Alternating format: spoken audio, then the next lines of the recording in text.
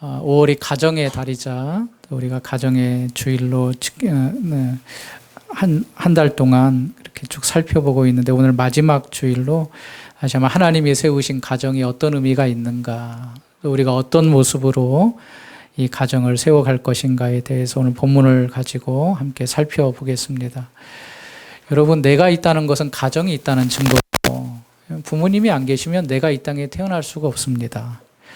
나아가 가정이 없으면 민족도 없고 나라도 없고 이 사회도 없습니다. 그러니까 하나님께서 이제 창세기를 통하여서 우리에게 말씀해 주시는 것은 모든 것의 시작을 말씀하시는데, 그 가운데 하나가 이제 가정을 통하여서 인류가 번성되게 하신 거죠. 근데 창세기를 가만히 살펴보면 여러 주제로 나눠볼 수 있는데, 이 창세기는 가족에 대한 책이기도 합니다. 가족. 처음에 아담이라는 그 남자가 만들어졌지만, 하나님께서 혼자 있는 것이 참 보기 좋지 않아서 여자를 만들죠. 그래서 그 둘이 한 몸이 되어서 한 가정을 이루고, 이 가정을 통하여서 가족이 태어나기 시작합니다. 홍수 사건을 통하여서도 이제 노아의 가족들에 대해서 쭉 설명하는 것을 보게 됩니다. 사람들이 많아지니까 부패하여지고 타락하여져서 하나님께서 심판을 하시는데, 그 가운데 이제 노아를 통하여 방주를 만들고 방주에 8명의 가족만 들어가게 하시어서 인류를 보존하시고, 또 홍수의 심판이 끝난 다음에 그 가족을 통하여 인류가 다시 번성케 되는 그 가족의 이야기를 설명을 하고 있습니다. 특별히 택하신 그의 가족 이야기, 그리고 아브라함의 아들인 이삭과 그 가족 이야기, 그리고 이삭을 넘어서 이제 야곱과 그 가족 이야기를 전개를 하고, 오늘 마지막 부분에 요셉과 가정의 이야기로 창세기가 마무리되는 것을 보게 됩니다. 22절 말씀 보시면, 요셉이 그의 아버지의 가족과 함께 애굽에 거주하며 110세를 살며 에브라임의 자손 3대를 보았으며 므낫세의 아들들도 요셉의 스라에서 양육되었다. 이제 아버지가 죽고 이제 요셉이 낳은 에브라임에서 낳은 그 아들의 3대를 보면서 양육을 했고, 그리고 자기가 110세를 살고 죽었다라고 마치고 있습니다. 우리 어르신들은 알겠습니다. 저도 어릴 때 할머니 할아버지랑 같이 살았습니다. 그러니까 최소 3대가 산 거죠. 그때 사회 시간에 무슨 말을 했냐면, 이제 앞으로 핵가족이 될 거다. 이제 3대가 모여 사는 그런 사회가 되지 않고 이제 부모님과 살거나 홀로 살거나 이제 가족이 다 핵가족화 될 거다 했는데, 정말 얼마 되지 않아서 다 그렇게 되었습니다. 여러분, 지금 한 집에 3대가 사는 집이 거의 없죠. 부모님과 자식, 자녀 외에 할머니, 할아버지들을 모시고 사는 집이 거의 없습니다. 사시더라도 가까운 곳에 사시지 한 집에 살지 않습니다. 그런데 이제 점점 시대가 더 이제 분화가 되어서 부모님하고 살다가 성인만 되면 또 자녀들이 따로 독립을 해서 나가죠. 원룸을 얻어서 나가다든가, 물론 여러 가지 사정 때문에 나가기도 하지만 그렇게 자유를 누리고 싶고 또 자기의 삶을 살기 위해서 나가는 경우들이 많이 있습니다. 이런 사회적 문화 가운데 가족 간의 사랑과 유대가 점점 희미해지는 것은 분명한 사실인 것 같습니다. 그러니까 같이 한 집에 있어야 그런 표현하죠. 지지고 볶고 그러면서 서로 아픔도 느끼고 또 그 가운데 또 사랑도 싹트고 하면서 이 가족이라는 유대감이 있는데, 점점 더 시대가 되고 얼굴을 보지 못하니까 그런 유대감이나 사랑의 끈이 희미해지는 것은, 약해지는 것은 사실입니다. 더 안타까운 것은 이제 가정을 세우신 하나님의 의도와 본질을 믿는 자들이 또 잘 알지 못하는 데 있습니다. 성경은 남편과 아내의 역할에 대해서 분명히 말하고 있고, 또 부모로서 자녀에게 어떻게 해야 되며 자녀가 부모에게 어떻게 해야 되는가를 가르치고 있는데, 이 물리적으로 점점 흩어지다 보니까 이런 것들이 잘 이루어지지 않고 가정의 본질과 의미가 퇴색되어 가고 있는 것이 현실이기도 합니다. 이제 잘 사는 게 무엇냐, 복된 가정이 무엇냐라고 했을 때에 이 가정의 행복의 지표가 그냥 잘 먹고 잘 사는 것으로 되어버린 그런 시대가 지금의 시대가 아닌가. 오늘 가정의 달 마지막 주일을 맞이해서 이 요셉의 마지막 가정의 모습과 요셉의 가르치신 가르침을 통하여 우리가 믿는 자의 가정이 어떻게 돼야 되고 우리가 어떻게 살아야 될 것인가를 하나님의 음성을 듣는 귀한 성도님들이 되시길 바랍니다. 우리 성도님들 가정하면 가장 먼저 어떤 생각이 드십니까? 여러분들 개인적으로 생각할 때 참 우리 가장 행복하다, 너무 좋다, 그런 생각을 하시는 분도 있지만 여러분의 가정사를 생각해 보면 너무나도 힘들고 복잡하고 안타깝고 어렵고 지금까지도 상처투성인 그런 생각으로 가득 찬 분들이 계실 겁니다. 겉으로는 아무 문제가 없어 보이는 가족이지만 그 한꺼풀만 딱 벗겨내면 부모와 자식 간에, 부부 간에, 여러 가지 형제들 간에 말 못할 사정이 다 있습니다. 아픔과 상처들이 정말 많지요. 다 우리 집 같지 않고 겉으로는 정 평범하고 행복해 보이는데 그렇지 않은 것이 사실입니다. 오늘 요셉의 가정도, 요셉의 모습도 보면 그렇습니다. 여러분, 이제 야곱이 12명의 아들을 낳잖아요. 이제 요셉의 아버지가 야곱인데 12명의 아들을 낳는데 베냐민이 아직 태어나기 전에 11명의 아들을 낳았을 때 이 아버지 야곱은 요셉을 가장 아끼고 사랑했습니다. 그런데다가 한 어머니가 11명을 낳은 것이 아니라 어머니가 또 다릅니다. 4명의 아내를 통하여서 아이를 낳았으니까. 여러분, 우리도 그런 경험 하잖아요. 이제 어머니가 다른 자식 간에는 무언가 벽이 있죠. 그리고 서로를 견제하고 시기하고 질투하고 여전히 그런 모습이 요셉에게도 있었던 겁니다. 아버지가 요셉만을 사랑하고 성경을 보니까 채색 옷을 입혀서 참 그를 예뻐하는 걸 보면서 나머지 형들이 요셉을 굉장히 미워합니다. 시기하고 질투하고. 그걸 요셉이 모를까요? 자기도 알죠. 형들이 날 별로 좋아하지 않는다. 한 가족이지만, 한 가정에 있지만 이런 시기와 질투가 느껴질 때 본인이 받는 상처와 그런 아픔들이 있겠죠. 결국 이 형들 시기와 요셉을 다른 나라에 팔아버리는 결과까지 이르게 됩니다.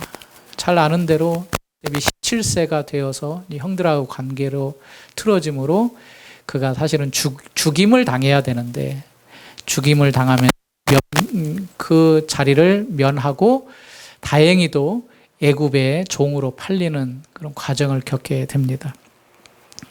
요셉은 아버지와 헤어지고 자기를 미워했지만 형들과 헤어지고 고향을 떠나는 그런 아픔을 겪게 되는 그런 가정사가 10대 후반부터 시작이 되는 겁니다. 여러분, 어릴 때 꿈을 가지고 유학을 하는 경우들이 있습니다.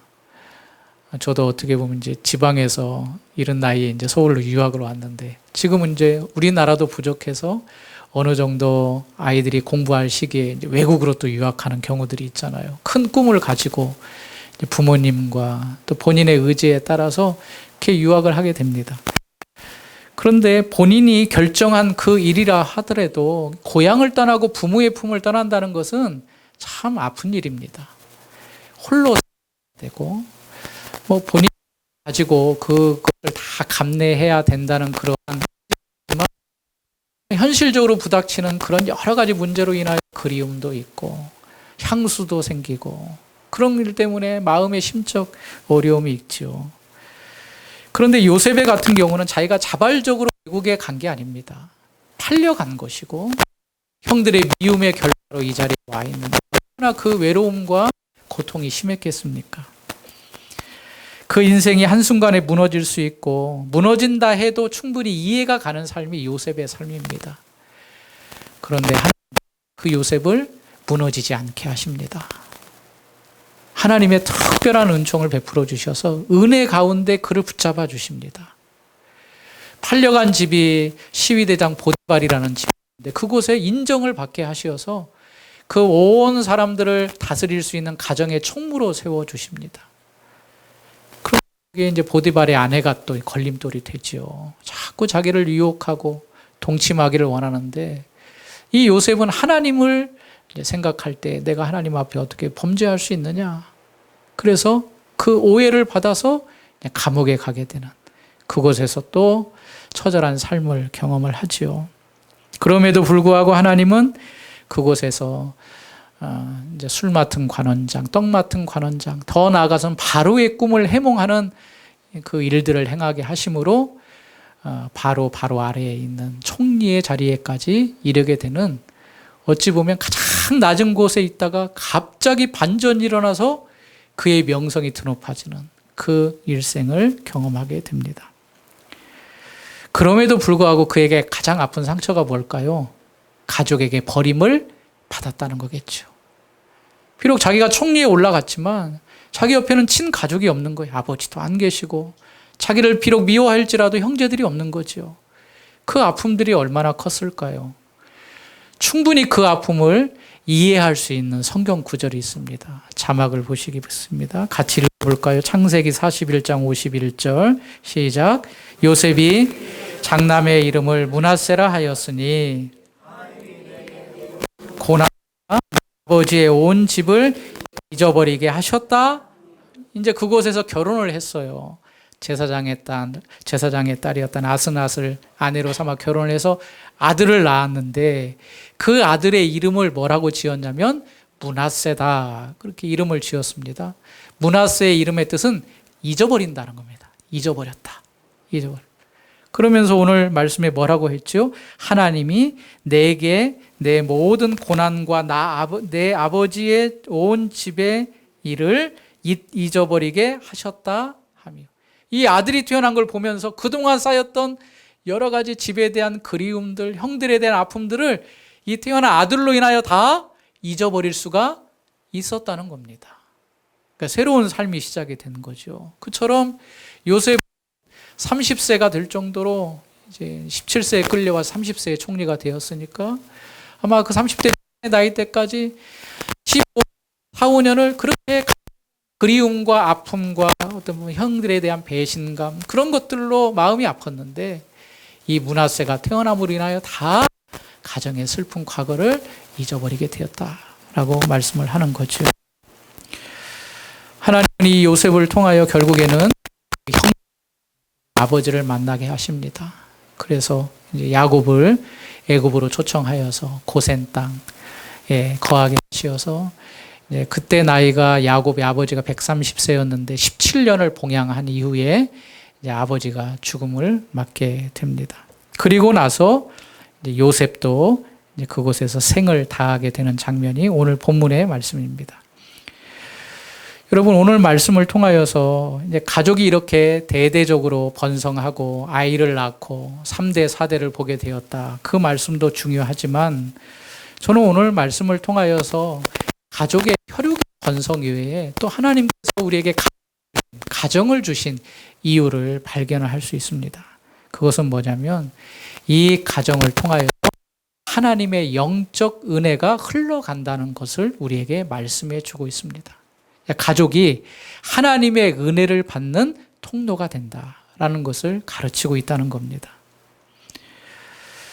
출애굽기 20장 5절 말씀에 보면 하나님이 십계명을 주셔요. 그 십계명을 주시는데 이런 말씀을 하십니다. 출애굽기 20장 5절에 앞에 보십시오. 그것들에게 절하지 말며 그것들을 섬기지 말라. 나 내 하나님 여호와는 질투하는 하나님인즉 나를 미워하는 자의 죄를 갚되 아버지로부터 아들에게로 3, 4대까지 이르게 하거니와 나를 사랑하고 내 계명을 지키는 자들에게는 1000대까지 은혜를 베풀겠다. 그렇게 말씀을 하십니다.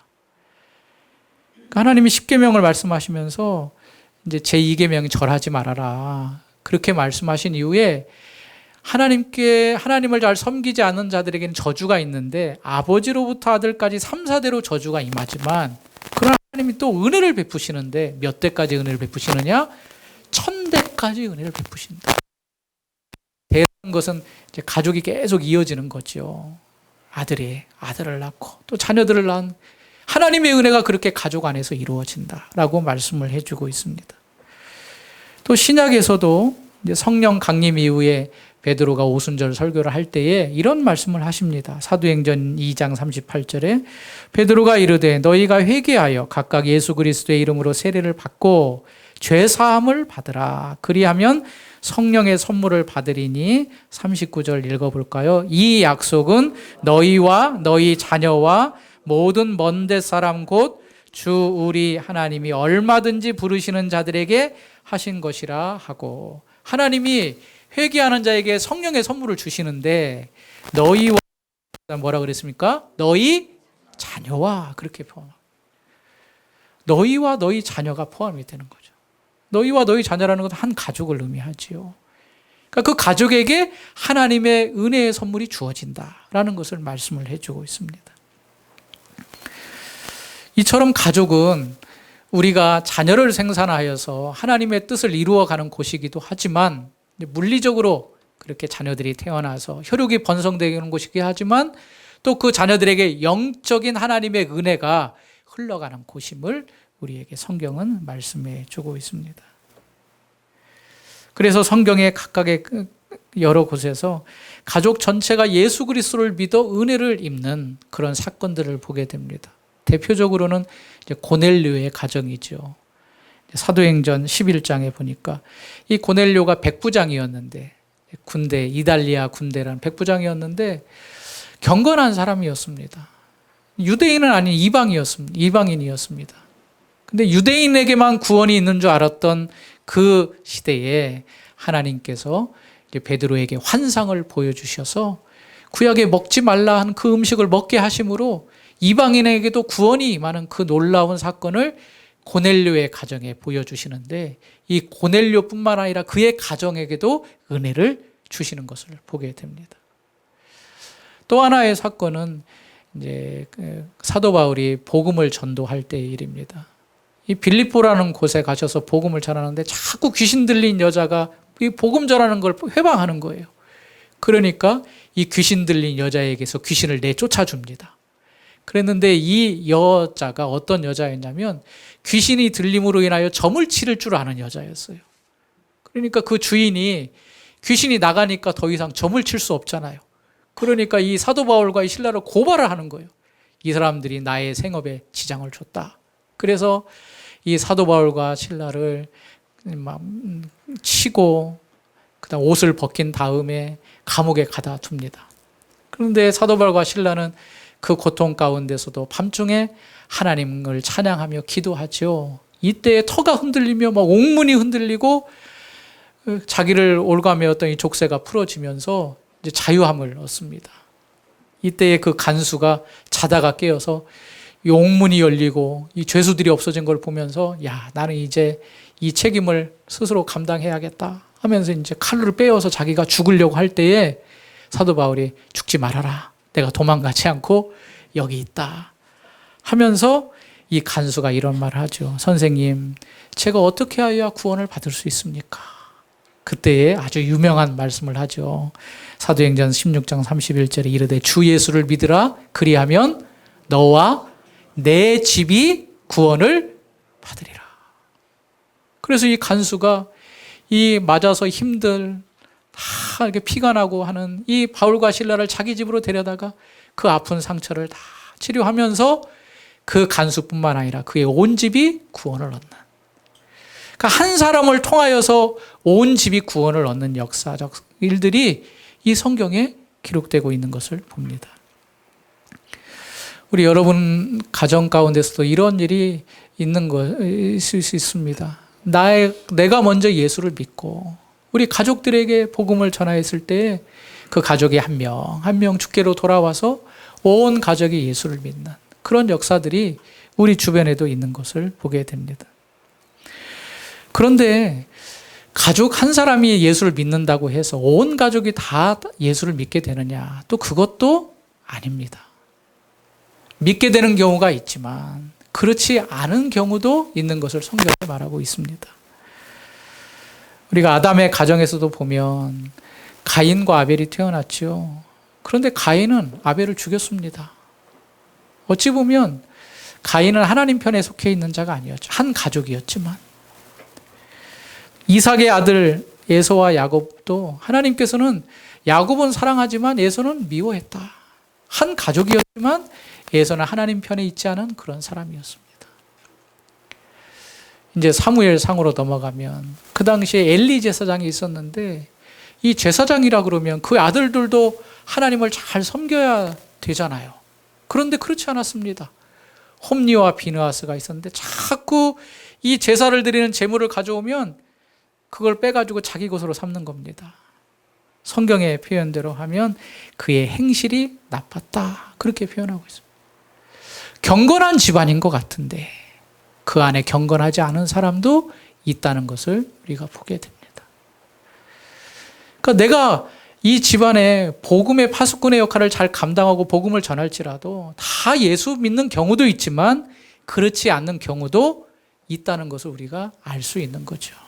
그럼에도 불구하고 우리들은 우리 가족을 사랑하기 때문에 내가 먼저 예수를 믿었다면 예수의 능력과 예수의 은혜를 각 사람에게, 나의 사랑하는 가족에게 전하고 또 그들을 주께로 이끌어야 될 책임이 우리에게 있음을 우리가 알게 되는 겁니다.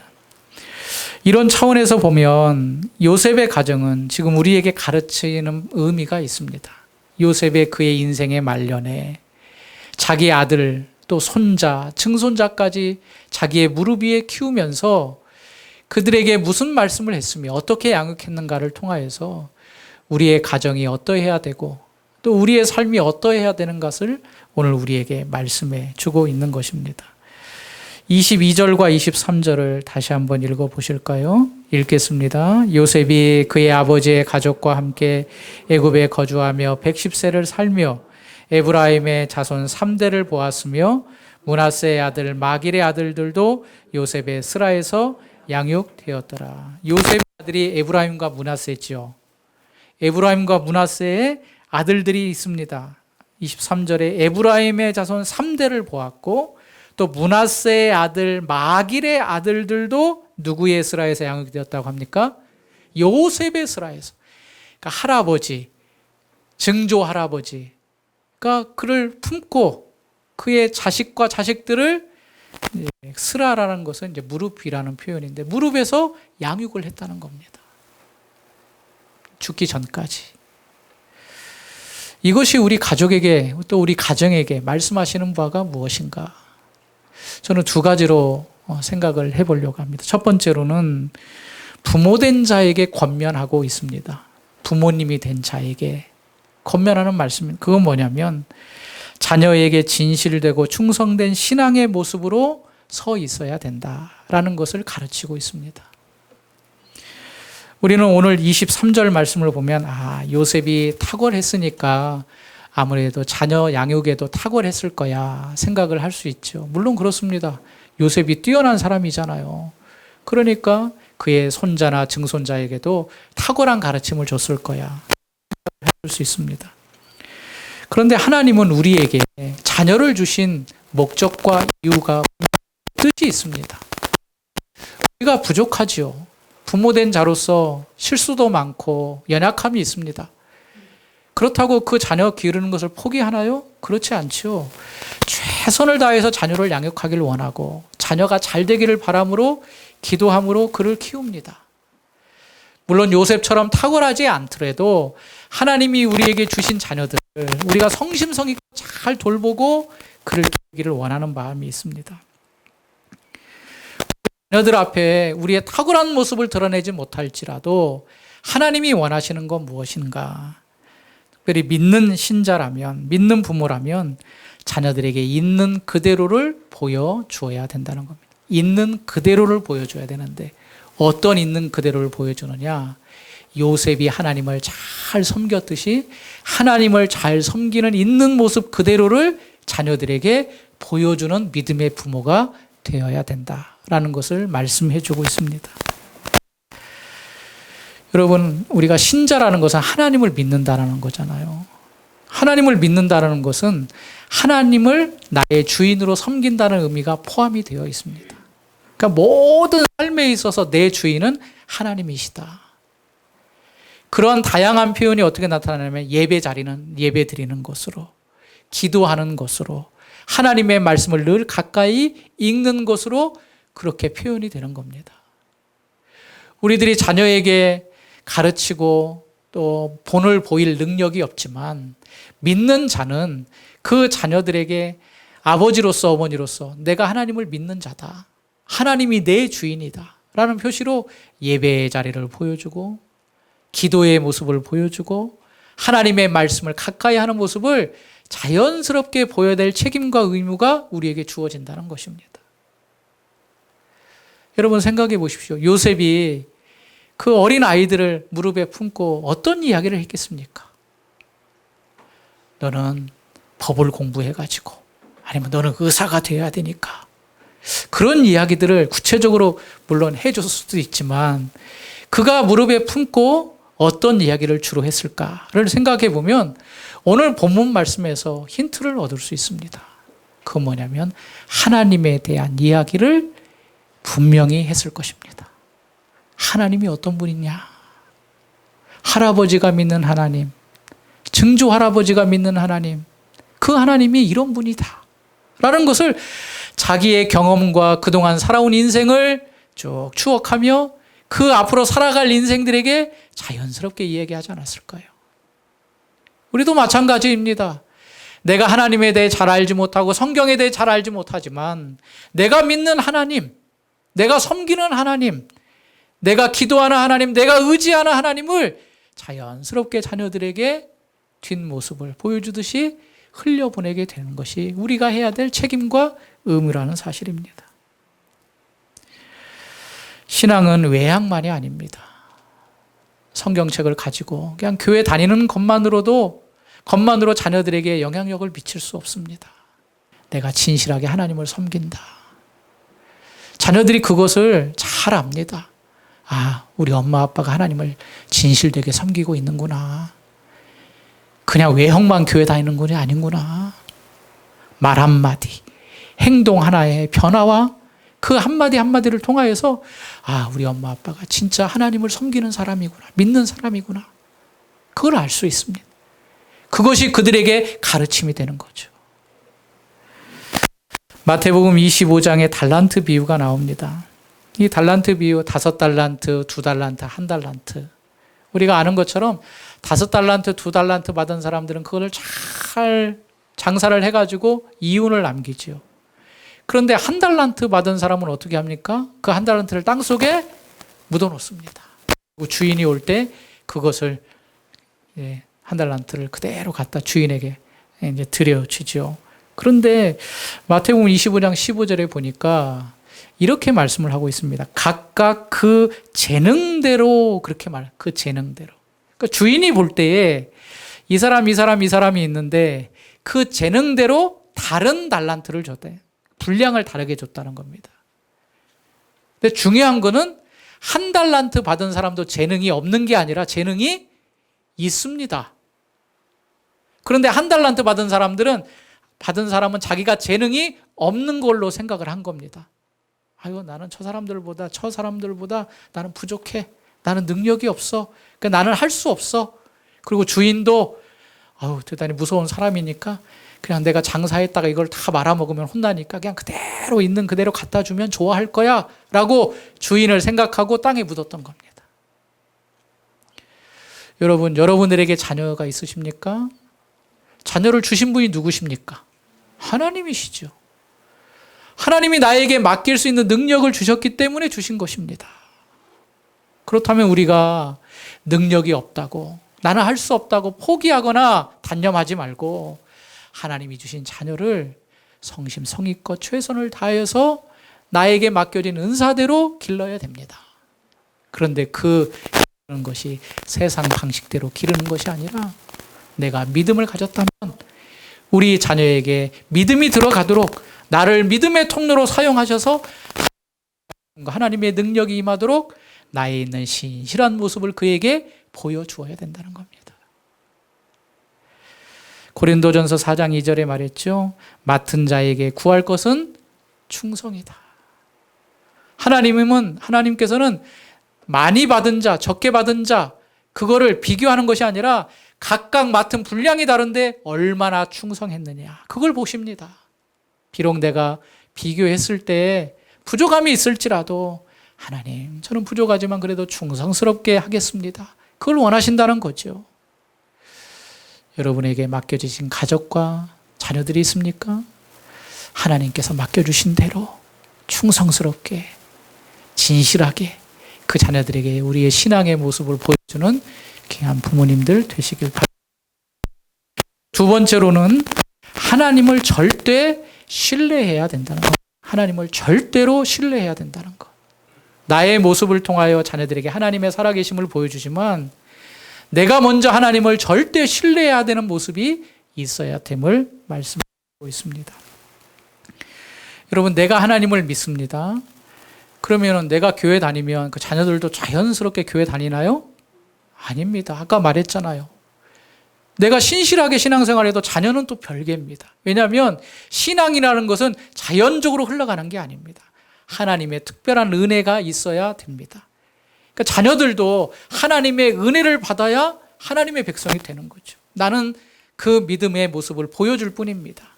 그렇다면 보여주는데 어떻게 보여주는가? 하나님의 절대적인 신뢰와 확신을 가지고 그들에게 다가가야 된다는 것입니다. 창세기 50장 15절 말씀에 보니까 이제 야곱이 죽을 때 그 형제들이 요셉을 두려워합니다. 왜냐하면 형들이 한 일이 있잖아요. 요셉을 어떻게 했습니까? 처음에는 죽이려고 했다가 그 다음에 죽이지는 않았지만 팔아버렸잖아요. 그런 과거의 사건이 있기 때문에 이제 아버지가 죽습니다. 147세에 죽으니까 형들이 걱정이 되는 거예요. 야, 이 아버지 살아계실 때에는 아버지 얼굴을 봐서 우리를 살려두었는데 이제 아버지가 돌아가시면 과거에 이 요셉을 팔았던, 동생을 팔았던 그 들추어내가지고 형들, 내가 그동안 오래 참았습니다. 근데 그렇게 하려고 그랬죠? 하겠습니다. 그런 생각이 자연스럽게 들었던 거예요. 그러니까 이 형들이 두려워하는 거죠, 요셉을. 그래서 이제 사람을 보냅니다. 보내서 아버지가 살아계셨을 때 우리를 용서해 달라 그러지 않았느냐. 그러니까 좀 용서했던 것을 꼭 기억해라. 그렇게 사람을 보내고 또 그것도 모자라니까 형들이 직접 요셉 앞에 와서 무릎을 꿇습니다. 그리고 엎드리면서 하는 말이 우리가 당신의 종입니다. 그러니까 우리를 어떻게 해달라는 겁니까? 죽이지 말고 복수하지 말고 좀 살려달라. 여기에 대해서 요셉이 눈물을 흘립니다. 형들이요, 그렇게 생각하지 마세요. 내가 지난번에도 말씀했잖아요. 이곳에 나를 먼저 인도하시는 분이 하나님이시라고. 물론 당신들의 그러한 시기와 질투로 나를 팔았지만 그러나 이 모든 일의 역사 가운데는 누가 계시다? 하나님이 하신 것이니까 제발 그런 생각하지 마시고 하나님의 인도하심을 믿으십시오. 그런 안타까운 마음을 토로를 합니다. 21절, 50장 21절, 당신들은 두려워하지 마소서. 내가 당신들과 당신의 자녀를 기르리이다 하고 그들을 간곡한 말로 위로하였습니다. 당신들과 당신의 자녀들을 잘 기르겠습니다.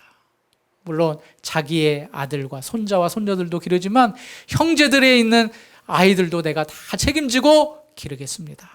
라고 말씀을 하지요. 하면서 24절 오늘 말씀을 보겠습니다. 같이 읽겠습니다. 요셉이 그의 형제들에게 이르되 나는 죽을 것이나 하나님이 당신들을 돌보시고 당신들이 이 땅에서 인도하여 내사 아브라함과 이삭과 야곱에게 맹세하신 땅에 이르게 하시래. 이제 요셉이 죽을 때가 됐습니다. 그동안에 다 형제들, 자녀들을 건사했습니다. 그리고 죽을 때가 되자 또 그의 유언적인 말이 뭐냐면 나는 죽지만 하나님이 당신을 돌보실 것이다. 뿐만 아니라 당신들을 이 땅에서 인도하여 내사 아브라함과 이삭과 야곱에게 맹세하신 땅, 다시 가나안 땅에 돌아가게 하실 것이다. 라는 말씀을 합니다. 요셉의 일생에서는 온통 누구밖에 없습니까? 하나님밖에 없어요. 하나님. 그의 현실과 상황은 너무나도 원통하고 참 형들을 어떻게 하고 싶죠. 그러나 그는 이 상황에 매이는 것이 아니라 나를 이렇게 인도하신 분이 누구냐? 하나님을 먼저 생각했다는 거예요. 그리고 나는 죽지만 하나님이 또 그 일을 행하실 것이다. 살았을 때도 하나님의 인도를 구하며 하나님의 도움 가운데 이곳에 오고 이 땅을 마치면서도 앞으로 남아있는 그 형제들과 그 자손들에게 하나님이 이러한 일을 행하실 것이니까 너희들은 그 하나님의 인도를 받으라. 그렇게 말씀하고 있습니다.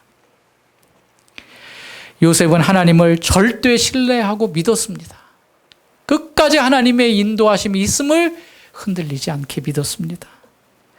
자신의 생명, 형들의 위협에서 건져내어 살려주시고 총리까지 인도해 주신 하나님, 자기의 인생을 통하여 민족을 번성케 하시고 성취하신 하나님. 그러나 요셉은 자기만을 생각하지 않고 앞으로 자기 민족을 다시 돌아가게 하실 그 하나님까지 내다보면서 자녀들에게 그 하나님을 의뢰할 것을 요청을 했던 거죠. 성도님들, 하나님은 크신 하나님이십니다. 크신 하나님. 제가 종종 산에 올라가는데 그 산꼭대기에 올라가면 서울시 전역과 날씨 좋은 날은 저 인천과 흐릿하지만 인천 앞바다와 저 북쪽으로는 고향을 넘어서 파주, 이곳까지 선명할 정도로 보여요. 그런데 우리가 보는 데는 아무리 날씨가 좋더라도 20, 30km? 그 정도까지 못 봐요. 높은 산에 오를지라도. 우리의 눈에는 한계가 있습니다. 우리는 보지 못하는 영역들이 있어요. 그런데 하나님은 전지전능하시고 우리가 보지 못하는 그 너머까지도 다 알고 계시고 그 일들을 이루시는 하나님이십니다. 여러분, 나의 삶이 지금 막막해 보일지라도 일하시는 하나님이 계십니다. 그 하나님은 크신 하나님이십니다. 나를 통하여서 어찌 보면 억울한 일을 당하였을지라도 내가 하나님만 붙잡고 있으면 하나님께서 나의 믿음을 통하여 역사하시고 그 일들을 통하여 하나님의 뜻을 이루시는 하나님입니다. 그것을 내가 확실히 믿고 우리 자녀들에게 또 나의 가족들에게 하나님의 일하심을 보여주는 성도님들이 되어야 될 줄 믿습니다. 우리는 다양한 환경과 상황에 처할 수 있습니다. 그러나 믿음이 상황과 환경에 의해 파괴되어서는 안 됩니다. 잘 들어보십시오. 믿음이 상황과 환경에 의해 파괴되어서는 안 됩니다. 오히려 상황과 환경은 하나님을 향한 믿음에 의해 무너져야 합니다. 지금 우리의 환경이 우리의 믿음을 무너뜨리는 것이 아니라 오히려 믿음이 환경과 상황을 무너뜨려야 됩니다. 요셉은 그러한 삶을 살았습니다. 하나님만 절대 신뢰함으로. 사랑하는 성도님, 하나님 여러분 사랑하십니다. 붙잡고 계십니다. 우리 자녀들을 주신 이유와 목적이 분명히 있습니다. 기쁨을 주지만 또 이 자녀들에게 살아계신 하나님을 증거하게 하셔서 하나님의 은혜를 받게 하는 통로로 나를 사용하십니다. 요셉이 무릎에 앉혀서 3대, 4대의 자녀들을 보면서 그를 양육하였듯이 믿음으로 양육하며 믿음을 심어주었듯이 하나님의 살아계심을 증거하였듯이 우리 가정도 나를 통하여서 믿음의 가정으로 세워지는 축복된 가정이 되길 바랍니다. 나의 믿음을 통하여서 믿음의 가정이 세워지는 거죠. 현실적인 어려움이 있습니까? 믿음의 고백을 하십시오. 안 된다. 끝났다. 아휴, 못 살겠다. 끝내버리자. 그런 말이 아니라 여기에 분명히 하나님의 뜻이 있고 하나님의 인도가 있고 하나님께서 분명히 이를 통하여 이루실 역사가 있음을 믿으시길 바랍니다. 그래서 온 가족이 하나님을 온전히 믿는 하나님의 뜻을 이루어드리는 믿음의 가정이 되길 간절히 바랍니다. 2026년 5월 가정의 달을 마무리하면서 여러분 믿음의 가정으로 세워지는 복된 가정 되길 주님의 이름으로 축원합니다.